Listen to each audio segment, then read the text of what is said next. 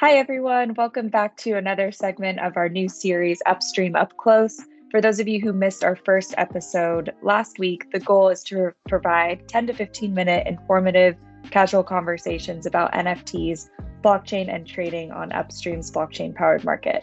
Say hi to the rest of the team. Amanda here. I'm Upstream's Client Success Coordinator. I'm Anastasia, Upstream's Digital Marketing Specialist. And I'm Fernanda. I'm also one of the Upstream Digital Marketing Specialists. Very happy to be here for episode 2. Yes, you were missed in the last episode, Fernanda, but happy to have you for this one. So this week, we're diving into the evolution of NFTs. We're going all the way back to the first ever NFT and where we are now. This topic is going to be a really fun one, from talking about NFTs getting started, where they are now, and where we'll see them going in the future. And it's really been an incredible journey for NFTs, and it's crazy to see and look back and reflect on how far they've come. Absolutely. So when did the first NFT come out? NFTs actually existed way longer than I thought. They've been around for a little over 10 years. And we've only really started to see NFTs grow in popularity over the last few. But once they got popular, we saw an NFT boom. And when the NFTs started exploding, they originally started as digital art pieces and were described and positioned as a speculative investment opportunity. But let's go even farther back before the NFT boom. Fernando, take us back to the beginning. It all began in 2012. Colored coins were introduced as a way to present digital assets on the Bitcoin blockchain. The idea was to allow users to color a fraction of a Bitcoin and represent it as a unique asset on the blockchain. This really helped lay the groundwork for the development of NFTs by demonstrating the potential for blockchain technology to represent and trade unique digital assets. At this point, Ethereum hadn't been founded yet. Wow, I honestly had no idea that the colored coins were the beginning of the NFTs. That's honestly really interesting. Right? Then 2 years later, Counterparty's decentralized platform was built on top of the blockchain. It was one of the first platforms to offer NFT functionality, allowing users to create and trade digital assets using a custom token standard. And going off that, Fernanda, this really started to pave the way with the development of NFTs on blockchain like Ethereum. After Ethereum was built, that really kicked off the NFT surge. Eventually, the ability to embed metadata into NFTs was later adopted by other NFT platforms, which contributed to the evolution of NFTs. This was a significant milestone, but it definitely didn't come without its hurdles. The initial NFT expansion fell short because of limited smart contract support to handle ownership transfers on Bitcoin. So the rise of the Ethereum blockchain solved for this with easier onboarding, greater smart contract abilities, and lower barriers of entry for NFTs. This is when we started to see the birth of PFP NFTs, so profile picture NFTs. Yeah, and one of the first projects putting PFPs on the map were CryptoPunks back in 2017. Do you guys remember that craze? Yes, these PFP NFTs were showing up all across Twitter and Instagram almost overnight. Wow, that seemed like such a while back now. So many celebrities participated, like Heidi Klum, Jason Derulo, Jay-Z, Snoop Dogg, Odell Beckham Jr., Steve Aoki, Logan Paul, and even the great Serena Williams.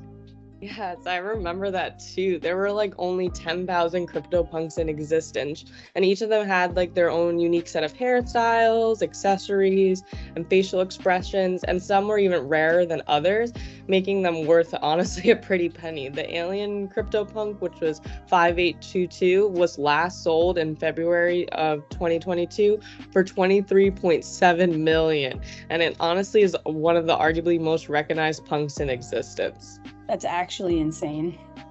Yeah, and what makes CryptoPunks so special to me is that they were created before the hype surrounding and around NFTs. The blockchain technology exploded. It introduced a new form of digital art that was unique, scarce, and in high demand. And the creators of CryptoPunks were generally interested in exploring the potential of blockchain technology and its application in the art world, as they were one of the first. They were definitely way ahead of their time. For sure, definitely ahead of their time. They ended up laying up the groundwork for the PFP projects like the Bored Ape Yacht Club. Who could forget the hype surrounding the Bored Ape Yacht Club? Not me. They really shifted into becoming more of a status symbol, like having a membership at an exclusive club. Celebrities had joined and viewers could join too. Well, they were able to afford the NFT. Yes, it really did. Like the Bored Ape Yacht Club series launched back in April of 2021 by a team of anonymous developers, or let me say they tried to say anonymous. Their names are Greg Solano and Wiley Areno. And for almost a year, they were anonymous for almost a year before they were outed by BuzzFeed News in February of 2022. And the initial sale of the Bored Ape NFTs was really a huge success. And with all 10,000 computer generated cartoon apes selling out within like hours of the release. Yes, this was one of the first instances NFTs were tied to utility and additional perks aside from just owning the NFT itself. I think it's because it was formed as a community of collectors who own one or more Bored Ape NFTs. Members of the club, they gained access to exclusive merchandise, events, and experiences. And it also gave owners like intellectual property rights, which are IPs for the Bored Apes, so holders could gain commercial usage rights to monetize the NFT. And this led to like fun spin-off projects and collaborations like the Bored Ape Kennel Club, Bored Ape Comic Club, and the Bored Ape Metaverse. Yeah, this was everywhere. You couldn't miss it. It's not just the general public who was participating in collecting these NFTs either. I remember celebrities hopping on the Bored Ape bandwagon like Elon Musk, Gary Vee, Mark Cuban, Lindsay Lohan, Madonna, Ben Simmons, Justin Bieber, Post Malone, Paris Hilton, the funny Kevin Hart, Steph Curry, and even Jimmy Fallon. The list goes on and on.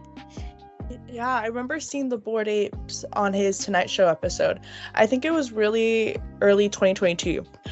But it was really super interesting to see crypto and blockchain world expand into the mainstream show like the Tonight Show and become more recognized. Yeah, I feel like the celebrity hype helped to draw new consumers to crypto outside of the original bubble. There was proof of this as the popularity of Bored Ape Yacht Club, CryptoPunks, and other NFT collectibles drove the NFT market value to a peak of 19.1 billion in February 2022. Oh my gosh, 19.1 billion. That's a lot of money. Honestly, they've become a cultural phenomenon with celebrities, influencers, and high profile collectors all joining the club and promoting the project on social media, which was fun to see. Exactly. During this time, the space continued to expand with the launch of the innovative projects like NBA Top Shop, which is a blockchain-based platform that allows fans to collect and trade officially licensed, unique video highlights from their favorite NBA players as NFTs. Yeah, that platform is definitely designed to start to encourage mass adoption with features like payment methods outside of cryptocurrency. I also think their concept was easy for the everyday person to wrap their head around. It's similar to real world trading cards, which really help people get a grasp of NFTs that weren't initially familiar with blockchain. Yeah, and on that note, I think it was really smart to use a concept that exists already. People were familiar with sports trading cards and the value behind them. The idea of using a concept that translates with this everyday person is something we strive to implement here at Upstream.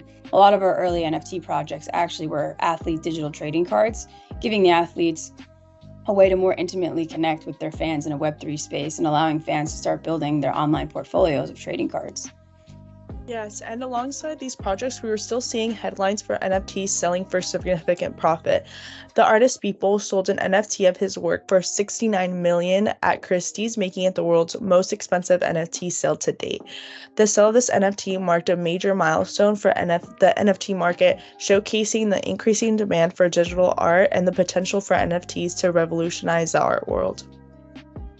With all these new NFTs coming to life, marketplaces popped up to provide a place to sell and trade NFTs like OpenSea, Rarible, Axie Marketplace, Nifty Gateway, Super Rare, and are some of the few that I could think of right now.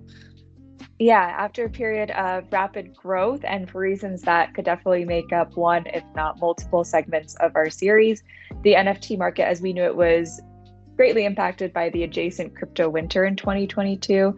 Crypto winter, it's a term used for a period of market cooling, thought to have first been used in 2018 when the Bitcoin price dropped by more than 50% from its all-time high. The latest crypto winter period included cryptocurrency prices dropping, FTX's collapse, and the increase in regulatory pressures.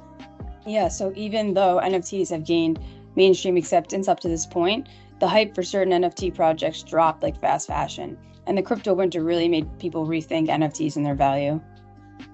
Despite the hard conditions of a crypto winter, NFTs are adapting and expanding beyond their original hype. NFTs are proving to be a powerful tool for fan engagement, digital rewards, and utility across brands, sports, universities, and a whole bunch more. And they were able to survive because they have the utility beyond just being a speculative investment. They are being used to prove ownership of digital assets and have a concept of scarcity that is the foundation for NFTs that has proven to be like the most attractive to all types of brands, creators, and audiences. We're definitely seeing a big shift for NFTs and their use cases and their ability to show a practical, real-world purpose besides being just a digital collectible.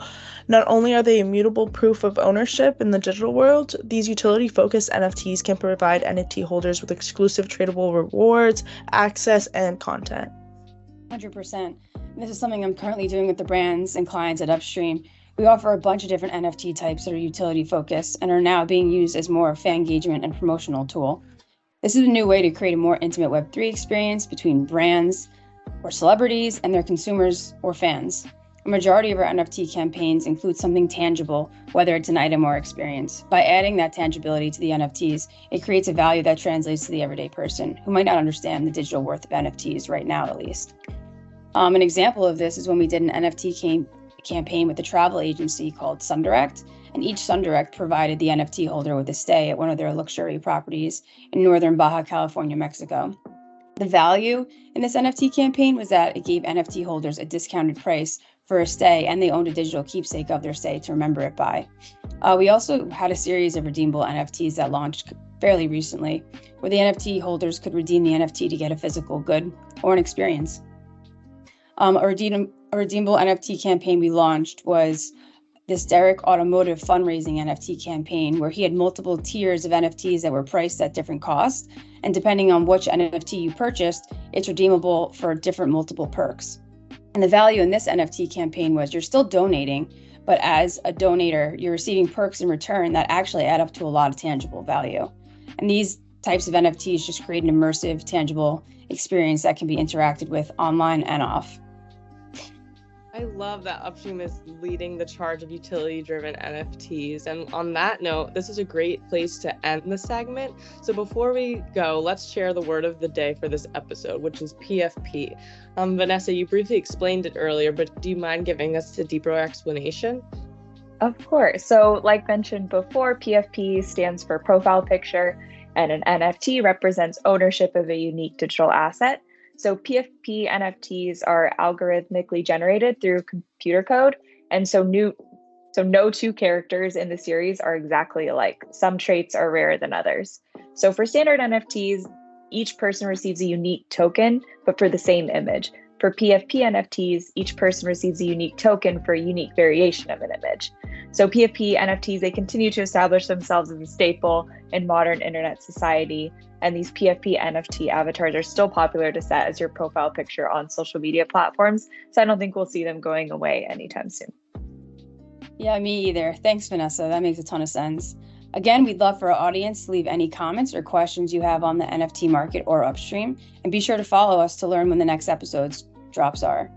Join our Discord and be sure to download Upstream from your preferred app store. All links are in our bio. Thanks, everyone. Bye. Bye.